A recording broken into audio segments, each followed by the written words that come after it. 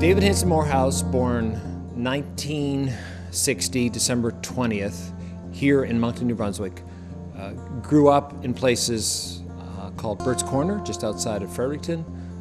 Also lived in Fredericton during my school years, and then lived in Vancouver for a while I was doing my master's studies, and then have been living here in Moncton, New Brunswick for the last 30 years as I've been pastoring. My mother came from the United States. She met my father at Bible College, and my dad, Dale Morehouse, who came from the Miramichi. That's where they met, and that journey began for them. And I'm the second child of 4 children. I have an older brother, Daniel, my younger brother, Don, and my younger sister, Debbie. My earliest memory of church actually was when I was in Burt's Corner, and there was this Burt's Corner United Baptist Church I attended. Then when we came to Fredericton, my experiences there included, we attended Grace Memorial United Baptist Church. That's where I was baptized, age of 11. But I also had a season as a youth attending Devon Park Baptist Church, and then finally, just before I went off to seminary, I was also attending Brunswick Street United Baptist Church. I think about actually some of the Sunday school teachers I had. That was always key for me. A man by the name of Sherman Dines, who, when I was in my grade 4 class, boys that he was teaching, he helped me come to that point of making a decision, putting my faith in Christ. And it was actually the Sunday school class that service that followed, I came forward and made that decision. But it really started with Sherman Dines as that Sunday school teacher, helping me think through my faith and helping me make that decision. When I think about my high school days and the importance of having people come along and encourage you during that time, one of my favorite memories is actually a worship pastor from the Wesleyan Church in Fredericton by the name of Chuck Mealy. And this was in the 1970s, and I remember wanting to take some piano lessons, and the Wesleyan Church was offering music classes. And I remember going to the first class, and I was very disinterested in sitting in a group of people and learning some more piano. And I remember going up to this music pastor and saying, "Look, I'm not interested." And the truth is, I had not a lot of ability. I appreciate music, but I don't have a lot of ability. And I remember him saying, "Well, I'd like to offer you a thing." And for some crazy reason, I still to this day don't know why he did this, but it was a wonderful moment.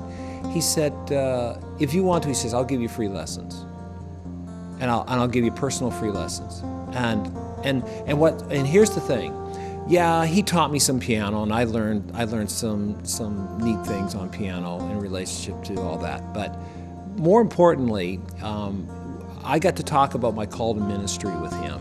And actually, over those next 3 years, we would meet, and maybe for a half hour, we'd work on some piano chords and stuff.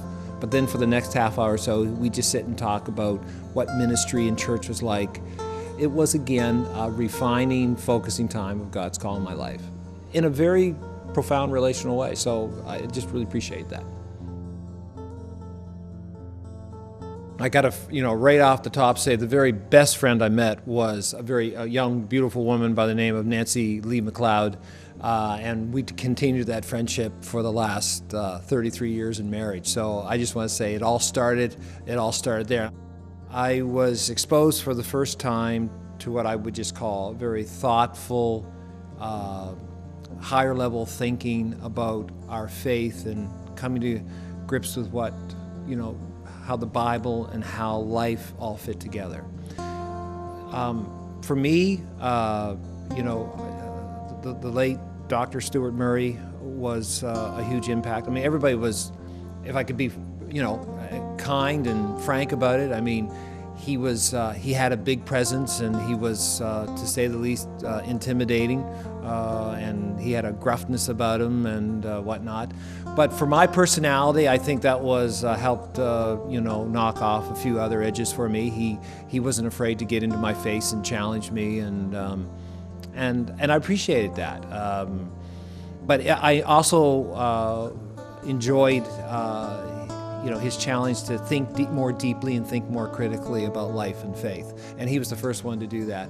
But also, I really appreciated Dr. Bob Wilson. He too, his involvement with the students to engage them, and of course his bringing historical perspective to our thinking, and really appreciating history was a profound experience for me too. I need to say too, though, because he was a professor, but I always forget that actually he was more of a coach to me, and that was Dr. Seth Kroll. Seth was our basketball coach at the time, and I played the basketball for Alumni Baptist College in whatever little league we were in. But again, there was some great lessons to be learned there. He was great at teaching me self-control, because I seem to foul out a lot.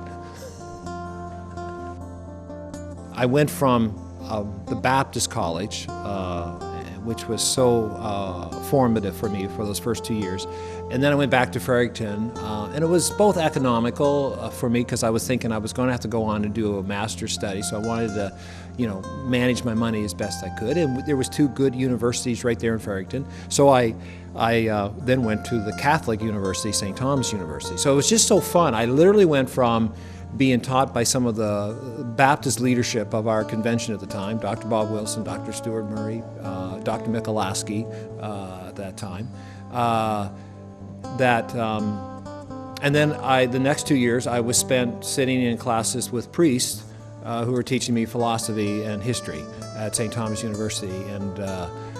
And yet what it really did for me is that, again, it broadened my worldview about saying, here's the larger picture of Christendom, and being both appreciative of that larger world in which God's doing His work. So that was a good experience too, in so many ways. Just as a follow-up, of course, I met Nancy in my second year at Alumni Baptist College, and we started to date through the remaining of my undergrad studies. We ended up getting married in 1983, just after I graduated with my undergrad degree, and so we got married in that August of that year. And we got married, and then 10 days later we were on a bus headed out to Regent College, Vancouver. So we were able to buy $99 tickets, cross-Canada tickets, and we traveled across Canada in 76 hours from Ottawa.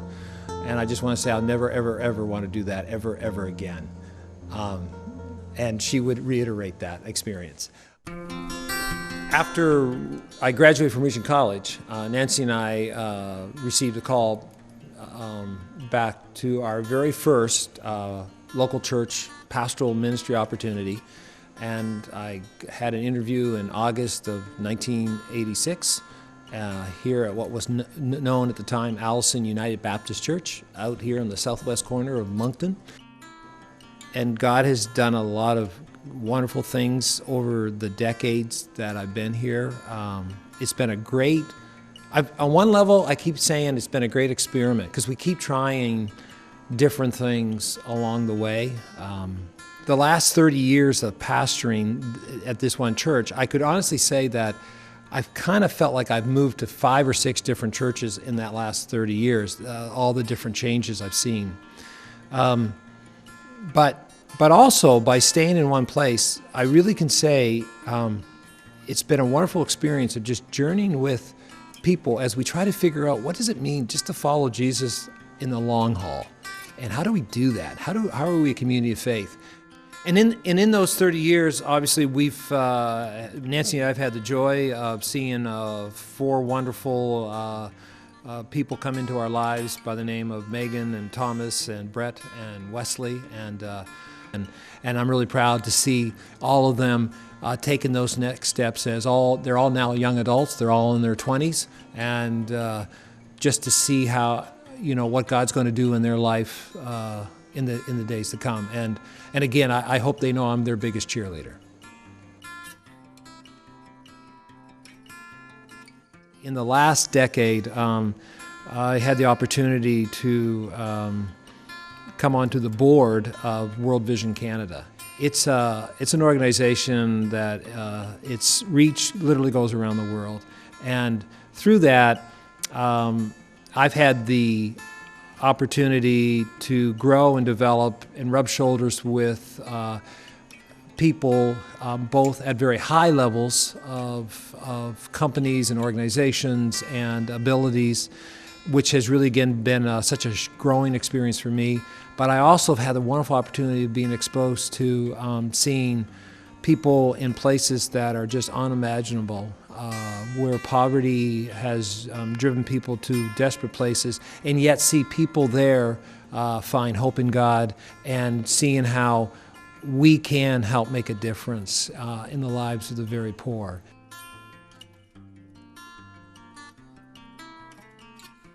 I'm passionate about the church. As much as we recognize all the struggles with the local church today, as we think about all the forces that are working against Christianity, especially in our Western culture, I still believe it's the local church and new expressions of the local church that is going to be how we're going to maintain a light in this world. I'm passionate about the poor. I just think that we have to address the poverty issue, and I think it has so many. The poverty issue has so many other implications, and I think Christians have to be the leading lights in addressing the poverty. And then my third passion is the next generation. I just keep thinking about how people poured into me, and I just think that we need to pour into the next generation and to make the next generation really grasp what God could do in their life. I just think that so many people in the next generation, just like our own present generation, they settle for so little.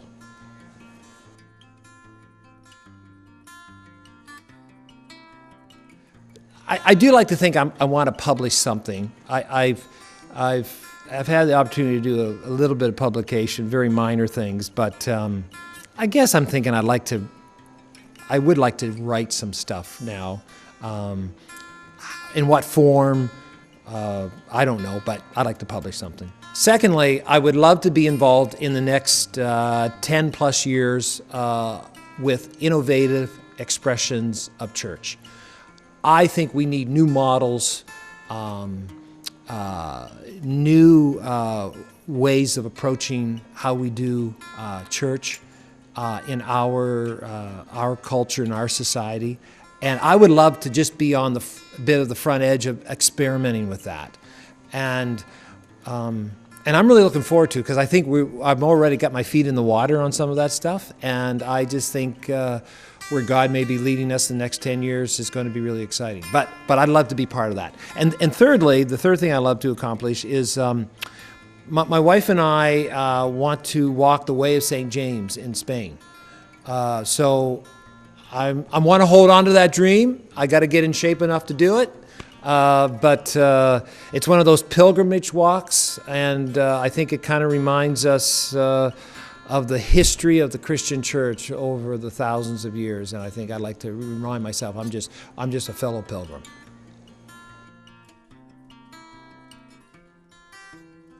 Higher education helped me to think critically. And I got introduced to that at Alumni Baptist College, and without having to say, I have to suspend my faith in order to think critically. In fact, I was really impressed that I could think critically also about my faith, wrestle with my doubts, live with tensions, live with the fact that I don't have all the answers, live with the fact that I don't really know a whole lot, and yet I can still be on this wonderful journey of learning. I think Crandall provides a wonderful way to teach and help young people say, here's how you can start to learn how to engage our society with faith, with integrity, and with a certain level of sophistication. I also think Crandall provides a wonderful opportunity where you can start to deal with yourself. I think that I look at the next generation, and they are no different than any generation before them, where they have to kind of still wrestle with that key question: who am I? What are my gifts? What are my skills? And they have to know themselves. Again, I think Crandall provides an opportunity for all that awkwardness, but at the same time, experimentation, dialogue, and hopefully finding mentors and even new Christian friends along the way that can help you know yourself and know what God wants you to be.